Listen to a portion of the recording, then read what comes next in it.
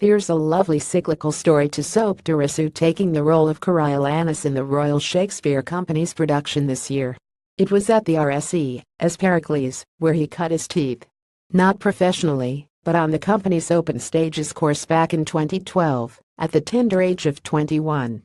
He hadn't been to drama school, having plumped instead for economics at university, but it kick-started his acting career, and it's safe to say he hasn't looked back since. Last year he was superb in the role of Cassius Clay in One Night in Miami at the Donmer Warehouse, and he became a recognizable face after appearing in Humans from 2015.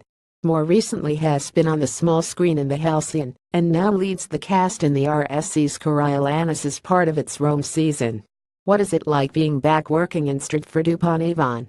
Before getting here I was really looking forward to being part of a company.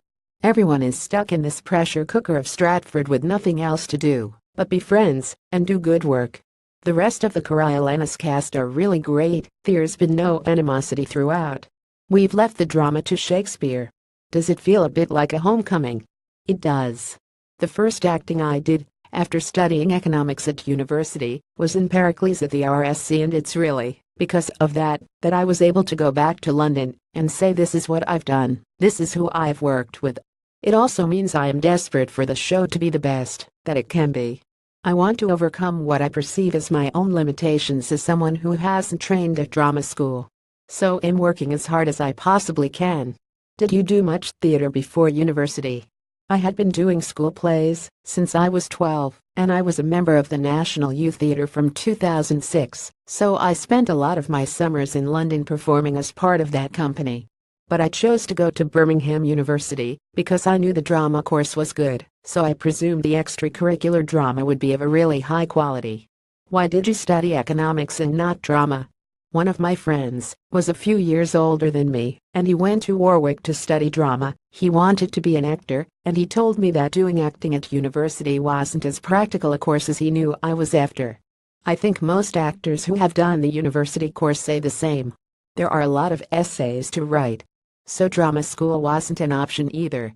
My parents are wonderful people, but I think they were very intent on their children becoming professionals, and I think there is a feeling shared by a lot of first-generation immigrants that they want their children to try to be as successful as possible in a stable career. So I did economics because I was good at it at school. If I could do it all again, I would definitely still go to university. I think it's helped me become the person that I am and the actor I am. While I always have those moments of doubt, I'd much rather have them, the friends I've made and the life that I've had. I won't change it. How would you describe Coriolanus, and how have you approached the character? He's a man of unwavering integrity. He knows exactly who he is, and refuses to bend or change or sacrifice that for anybody else. There's a self-awareness that he has, an aloofness. I'm really exploring the self-awareness. He knows people don't like him, and has fun with that. It allows him to be quite funny, playful and charming, because he has no intention of changing people's minds. Is it quite battle-heavy? There's a lot of fighting in the first act, but it's not Titus or Lear, where people get their eyes gouged out. There is a moment where Coriolanus is covered in blood, but we don't see him hacking off limbs and stuff. There is a remarkable stage fight in our version though, which I'm really excited about sharing with the audience.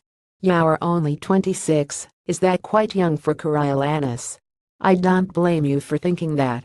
Tom Hiddleston did his mid-30s, Ralph Fiennes is 54, Will Houston was a bit older at 39, but Toby Stephens was 25 when he played him.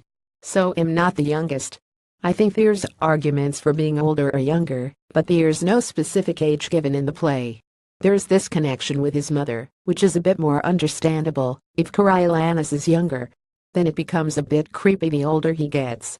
Of course, as an actor, it shouldn't matter too much exactly how old you are. Yes, I also think there's something really interesting about the way the director chooses to cast a play, and what they are then saying or not saying. We've got a much better gender balance in our version than is written in the original Shakespeare. It gives a completely different level and depth to the story. Coriolanus runs at the Royal Shakespeare Theatre until 14 October. It transfers to the Barbican in London from 6 to 18 November.